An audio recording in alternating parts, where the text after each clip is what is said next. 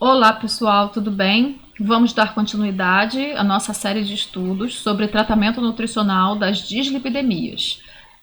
Queria lembrar para quem está pegando esse vídeo agora, não deixem de assistir a parte 1, né, em que eu fiz uma introdução muito importante sobre a epidemiologia, né, das dislipidemias no Brasil e no mundo. Foi uma coisa bem breve, só para fazer, né, a introdução, contextualizar.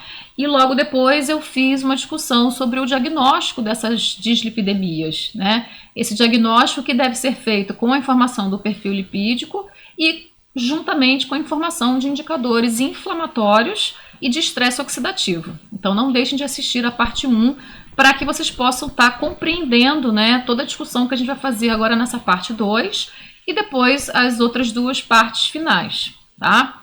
Então a gente vai começar falar sobre um caso clínico que eu trouxe de uma paciente da nossa clínica de nutrição online, que a gente tem atendido, né, desde março. É um caso sobre hipercolesterolemia, tá? E essa paciente é uma mulher de 56 anos, ela tem ligeiramente um excesso de peso, uma cintura de 71 centímetros. Então, antropometricamente, né, é uma paciente que tem um pouco de excesso de peso com uma distribuição de gordura ginoide, né, que é uma distribuição de gordura que a gente entende que a paciente tem uma tipo pera, é uma cintura fina, um quadril mais largo, né, e que é uma paciente que veio procurar a gente principalmente por conta da sua queixa de desejar, né, a perda de peso e não conseguir.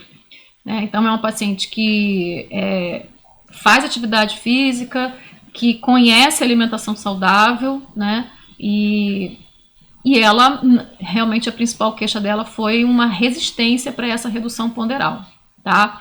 Então, é uma paciente que, além de ter, né, esse excesso de peso, esse desejo de emagrecer, é uma paciente que apresenta hipertensão, apresenta arritmia, tá? E ela está sendo medicada. Além disso, ela tem a queixa de queda de cabelo e calores da menopausa, além de insônia, né? E ela está usando, então, o Pantogar para queda de cabelo, está usando a Mora miúda para os calores da menopausa e para o tratamento da hipercolesterolemia que ela tem, ela está usando um medicamento Zetia, ok? E ela fez uma ultrassonografia que indicou, né, nódulo no fígado, tá? Então ela tem uma hipercolesterolemia importante de 244, tá? Em que é realmente associada, né, à informação do não HDL colesterol de 149, né, que é o conjunto das lipoproteínas que não são o HDL, ou seja, as lipoproteínas que são proaterogênicas, mas ela tem valores de triglicerídeo normais, né, e um valor de HDL normal também, ok? Analisando o perfil metabólico dela, né, o TSH, que é o hormônio que estimula a função da tireoide, quando ele está acima de 2,5, né, significa que pode indicar, né, que a tireoide não está funcionando adequadamente. Tá? E a gente pode estar vendo também que os hormônios tireoidianos estão reduzidos. Tá? A função dela renal está normal, né? E ela apresenta uma homocisteína um pouco elevada, né? Acima de 9, a gente já começa a ficar preocupado, embora ela tenha valores séricos de ácido fólico e de B12 adequados. Chamou atenção esse valor da B12 um pouco alto. A gente pediu novamente, né, para ver se era alguma questão laboratorial, porque a gente sabe das questões metodológicas também da B12, né? Enfim, foram exames que ela já trouxe para a gente, não foram solicitados, tá? E chamou atenção também esse valor de vitamina D dela, de 19,6, muito baixo, considerando que esses exames foram feitos em fevereiro, onde a gente não tinha começado a quarentena. Tá? Outros valores que chamaram atenção, além da creatinofosfoquinase, né, que é um indicador de lesão celular, foi o ácido úrico próximo de 4, né, que a gente sabe que acima de 4 já começa a indicar alguma resistência à insulina, mas está limítrofe, né? O ferro dela, normal, mas a gente sabe que o ferro não é um bom indicador do status de ferro, né? O ferro isolado, sérico, por conta da oscilação que ele sofre ao longo do dia, né? E de questões metodológicas também, que acabam trazendo muita variação para essa informação. E a ferritina é o que a gente realmente sugere estar usando além da hemoglobina, né? Então a ferritina abaixo de 30 indicaria uma anemia ferropriva, ela tem 35,8, mas a gente sabe também que para que eu tenha ferro suficiente para estar ativando a minha tireoide, essa ferritina tem que ser maior do que 45 e ela está 35,8. Então aqui a gente já pode começar a suspeitar de alguma, né, deficiência de micronutrientes que são necessários, né, para o funcionamento adequado da sua tireoide. Mas ela tem um perfil de metabolismo de carboidratos aparentemente normal, pela glicemia de 79, uma insulina de 3,7 e um ROMA de 0,7 também, tá? Bom, o consumo alimentar dela, ela está comendo muito pouco, né? A gente já pode ver pela quantidade aqui. Um café com mamão, né? Uma concha de feijão preto com salada de folhas, não está comendo arroz, não está comendo carne. No lanche, ela comeu um ovo em forma de omelete com uma fatia de queijo. E no jantar ela comeu, né, uma saladinha com peito de frango com amêndoas. A gente pode ver que a questão qualitativa dela está até interessante, mas está numa quantidade muito baixa, né? Então olha só a quantidade calórica que ela está fazendo, né, numa refeição dessa, tá? Percentualmente, né, a gente pode ver que está adequado em proteína, muito baixo em carboidrato e alto em lipídio, mas a quantidade da grama por quilo de peso está muito baixo para todos os nutrientes, né? Então existe um desequilíbrio principalmente quantitativo, né? A nossa proposta para essa paciente foi, né, elaborar uma dieta com uma quantidade bem maior, um pouco acima da sua taxa metabólica basal, né? A gente sabe que menos do que 1.200 quilocalorias existe um comprometimento no consumo de micronutrientes, então é importante aumentar essa quantidade calórica dessa paciente. E mesmo aumentando, ela estava indicada para uma redução ponderal, considerando os valores antropométricos dela que foram coletados, né? Nós fizemos o foco na tireoide, né, através de alimentos, provendo zinco, né, todos os nutrientes que são fundamentais para o funcionamento da tireoide, zinco, selênio, vitamina A, através de folhosos, sementes, castanhas, né, além de um chá termogênico, né, à base de canela, cravo e noz moscada. Foi orientado que esse chá fosse feito até 3 horas da tarde, para que ela não atrapalhasse o sono dela por conta da queixa da insônia, lembra? Mas nós também fizemos alguns suplementos, né, por conta da deficiência da vitamina D, né, e para otimizar, né, essa recuperação rápida desse funcionamento da tireoide, passamos clorela também, né, por conta de uma necessidade de desintoxicar, né, esse organismo e pela fonte de iodo, tá? O selênio, vitamina C, zinco, L-tirosina, né, o capsiate e o ginger, né, também para estar visando, né, essa ativação do metabolismo e repondo nutrientes importantes para o funcionamento da tireoide. Além disso, solicitei outros exames complementares, como a ApoA, ApoB, que não tinha no primeiro exame dela, a LPA, que é uma informação importantíssima, principalmente quando a gente tem uma hipercolesterolemia familiar, né? Além de perfil lipídico atual, porque nós já estávamos em julho e esses exames eram de fevereiro, presença de metais tóxicos e selênio, zinco e vitamina A. Então pedimos mais exames. E fizemos uma proposta inicial para ela, né? Pedimos para ela inserir carboidrato, né, no café da manhã, em forma de carboidratos com fibra, complexos, né, como aipim. Inserimos castanha do Pará, por ser fonte de selênio, né? No almoço, né, inserimos arroz integral, que ela não estava comendo carboidrato, tá? E além de folhas, nós colocamos também hortaliças cozidas, tá? E carne, ok? Então essa foi a nossa proposta do café da manhã e o almoço. No lanche da tarde, aproveitamos o consumo dela desse omelete à tarde e acrescentamos fruta e semente para a gente poder estar acrescentando aqueles nutrientes, né? E no jantar, aproveitamos também, mas fizemos para cada refeição, fizemos 2 a 3 substituições. Então aproveitamos essa salada de quinoa que ela faz, mas acrescentamos também frango, né, frango cozido, e aproveitamos a amêndoa. Enfim, fizemos uma quantidade muito parecida com o que ela estava fazendo no jantar, tá? E esse aqui é o diário alimentar que nós fomos acompanhando, né? Nós observamos que ela continuou não comendo arroz, ela só comia feijão e as hortaliças. E posso dizer para vocês que em 10, 20 dias de acompanhamento desse diário, ela quase que diariamente ela comia couve e quase crua. Então comecei a ficar preocupada com esse consumo exagerado de couve, por ser da família das brássicas, né? E por ter substâncias que são substâncias que acabam atrapalhando, né, a acoplação do iodo, a entrada do iodo, a transformação do T4 em T3 para que a gente possa estar tendo um metabolismo normal, né? Então, eu acabei mandando uma mensagem para ela antes da consulta, quando eu vi essa frequência elevada de couve crua todos os dias, quase todos os dias no almoço e no jantar, e pedi para ela alternar, né, as fontes dessas folhosas, né? Não imaginei que ela fosse estar comendo tanta couve assim ao longo desses dias, né? No café da manhã, então, no diário, ela manteve o seu café sem açúcar, com omelete, e já estava usando, olha, semente de girassol no café da manhã, e no lanche da tarde ela passou a inserir a parte de amendoim, que nós mandamos receita, já estava usando a banana com aveia, com passas, então estava assim com um padrão um pouco melhor, tá? Essa aqui é a formulação que nós fizemos, né, para ativação do metabolismo e para reposição da vitamina D, conforme eu havia falado.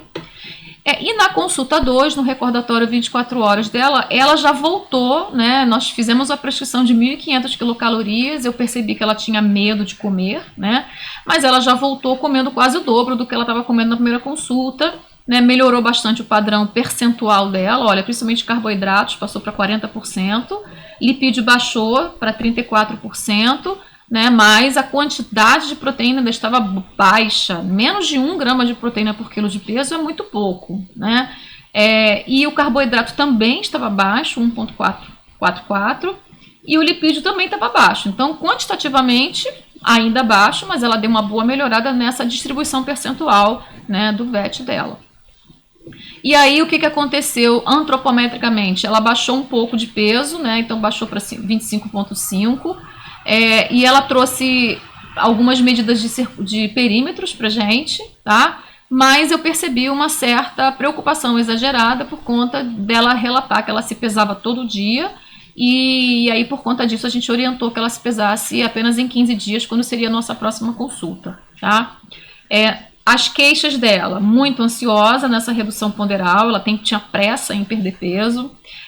Os calores noturnos e a insônia continuavam, ela foi orientada a reduzir o chá preto, que ela estava tomando bastante também. Vontade de comer doce à tarde, nós sugerimos comer frutas secas ou banana com farelo de aveia, passas, pasta de amendoim. Sugerimos também uma pasta de tâmara com cacau para comer junto com a banana. E foi dada a sugestão de fazer paçoca com amendoim também, para que ela pudesse estar colocando nas frutas, né? Em relação à atividade física, ela faz atividade física diariamente e ela faz online, além de fazer corrida de 25 a 30 quilômetros por semana. Então é uma paciente que tem uma consciência, né, de atividade física, de alimentação saudável, né, tá tentando fazer a parte dela mesmo. E ela trouxe novos exames, né, os exames de agosto, então. No hemograma dela, então, a gente pôde ver valores de leucograma, né, abaixo de 5.500, né, mas achei um pouquinho baixo. Nas plaquetas dela, estavam acima de 300, né, em relação ao exame de fevereiro. Em relação ao fibrinogênio, também aumentou, né, acima de 300. Ambos, a gente já começa também a ficar meio preocupado. Em relação à tireoide dela, né, baixou um pouco o TSH, tá? E os hormônios tireoidianos aumentaram um pouco. Então, assim, isso foi uma coisa que a gente achou interessante. Pode ser por efeito, pode ser por algum efeito realmente da suplementação, tá? Mas a gente viu que o T3 reverso ainda estava alto, tá? Ou seja, está tendo pouca conversão do T4 em T3 livre, né? Está sendo a conversão do T4 em T3 reverso. E essa razão aqui, né, estava 2,55, né? O ideal é que ela seja maior que 3. Então a gente precisa estar mantendo, né, esse acompanhamento para ver se esse padrão aqui vai melhorar mais, mas acredito que já está bem melhor do que estava no início. A ferritina dela baixa ainda. Em relação à ureia, né, baixou um pouquinho, creatinina também. O ácido úrico aumentou, 4,7, né? Será que foi pelo emagrecimento? Não sei. E a glicemia dela aumentou um pouquinho também. Em relação ao perfil lipídico, uma variação pequena do colesterol, triglicerídeo também e HDL, tá? Todas as lipoproteínas com uma variação bem baixa. Pela análise da ApoB e ApoA, a gente viu que o ideal é que seja abaixo de 0,9, né? Então ela realmente tem por ela ter uma quantidade elevada de HDL, é um fator de proteção para ela. Isso acaba compensando a quantidade elevada que ela tem de colesterol, tá? A relação triglicerídeo-HDL, que a gente recomenda ser abaixo de 2,5 para mulheres, está realmente menor que 0,95, então isso também é uma coisa boa para ela. E o que me chamou atenção e que eu fiquei bastante preocupada foi a LPA dela, né? A LPA que a gente recomenda fazer pelo menos uma vez na vida, fazer para quem tem colesterol resistente, né? E que seja menor do que 30, seu nível de normalidade, o dela foi 106. Então a gente já pode entender que essa hipercolesterolemia dela seja realmente de uma causa genética, né? Senão responderia fácil a todas as alterações que ela faz de atividade física, de alimentação. Então a gente entende que é um colesterol bastante resistente, tá? E a homocisteína dela passou para 14, né? Então a gente precisa também compreender isso e tentar baixar mais ainda essa homocisteína, embora o ácido fólico e B12, ó, que baixou aqui para 560, fez um ajuste, provavelmente por conta de questões metodológicas de análise aqui, a gente precisa estar realmente pensando em estar fornecendo esse ácido fólico e B12 na dieta até que essa homocisteína dela baixe, tá? Então, como que ficaria uma outra análise aqui desse perfil lipídico, né? Agora a gente está associando, né, os indicadores inflamatórios e os indicadores de estresse oxidativo. Então, quais são os indicadores inflamatórios? Vamos lembrar o que a gente falou na parte 1 dessa série de estudos, né?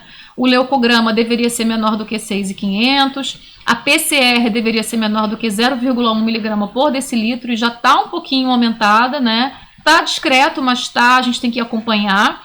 O fibrinogênio realmente deu um pulo, o ideal é que ele fique abaixo de 300, né?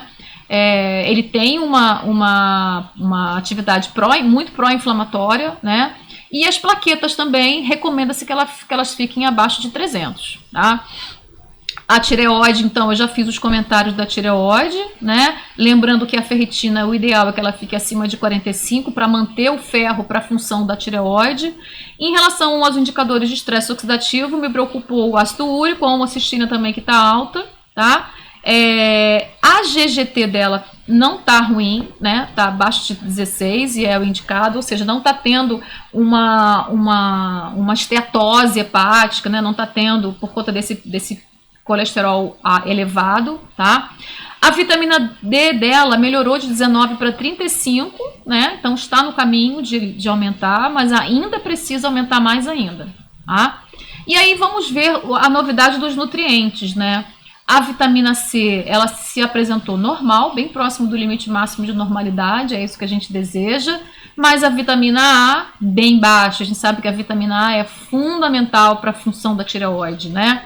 O magnésio tá ok também, o zinco muito baixo, né? E o zinco, mais do que qualquer outro nutriente, ele é muito importante para a atividade da tireoide, né? E a gente viu que em relação a chumbo, mercúrio e alumínio, a gente teve uma quantidade grande de chumbo, tá? Que pode ser por conta de poluição, por conta de fumaça de cigarro, por conta de bebida alcoólica, tá? O mercúrio estava dentro do recomendado, né? E o alumínio que estava um pouquinho elevado, que pode ser por conta de desodorante, né? A base de alumínio, pode ser por conta de panelas. Então a paciente foi orientada a estar controlando, né, o uso dessas substâncias, tá? Em relação ao cálcio, estava normal e a gente vai acompanhando porque estava quase próximo do limite mínimo de normalidade, tá? E aí o perfil lipídico, então, aqueles valores que eu já tinha comentado com vocês, tá? E aí a nossa proposta, então, gente, foi o quê? Na dieta, tá? A gente sugeriu que a paciente priorizasse, né, realmente o consumo de refeições anti-inflamatórias. A gente precisava, né, diminuir essa homocisteína, a gente precisa estar promovendo um contexto antioxidante, né, nessa paciente, tá? Aí a gente sugeriu um consumo bem alto de alho, cúrcuma, pimenta no azeite, o preparo com azeite, né, por ter menor oxidação, a gente vai ver nas partes 3 e 4 dessa série de estudos. Abolir a gordura industrializada, né, evitar uma razão muito alta, ômega 6 e ômega 3, a gente vai ver também. Preferir o ômega 6 que vem do girassol e do gergelim, que é o GLA, tá? O controle da gordura saturada em relação a carnes e laticínios. Preferir peixes 3 vezes na semana Se possível, um dia na semana sem carne, né? Frutas principalmente ácidas, né? 3 vezes ao dia e 5 castanhas por dia, para que a gente possa estar garantindo, né, os níveis de selênio, de zinco, tá? E fizemos a proposta de 3 fórmulas. A primeira, a antioxidante, com tudo que a gente pudesse estar acrescentando para estar diminuindo essa homocisteína, né? Então, é uma paciente que precisa estar controlando o seu ambiente inflamatório pró-oxidativo, ok? Mantivemos a fórmula de vitamina D e eu acrescentei o ômega 3 por conta dessa questão menos inflamatória, né, do ômega 3. E para queixa de sono, a gente também fez uma fórmula de sono para que ela pudesse estar acalmando, né, no final do dia e estar conseguindo ter um sono de melhor qualidade, um sono reparador, até porque a gente sabe que se a gente não dorme bem, nossas atividades metabólicas todas ficam comprometidas, tá? Então foi essa a nossa proposta e eu convido vocês então agora para a parte 3 dessa série de estudos, onde a gente vai começar a entender, né, por que a gente tem que recomendar tudo isso que eu falei aqui para essa paciente, né, em relação a macronutrientes, micronutrientes, quais alimentos, qual forma de preparo. Então tudo isso a gente vai falar do tratamento nutricional agora de fato, na parte 3 e 4 dessa série de estudos, ok? Então, convido vocês para dar continuidade comigo nessa série, ok? Até a próxima. Tchau, tchau.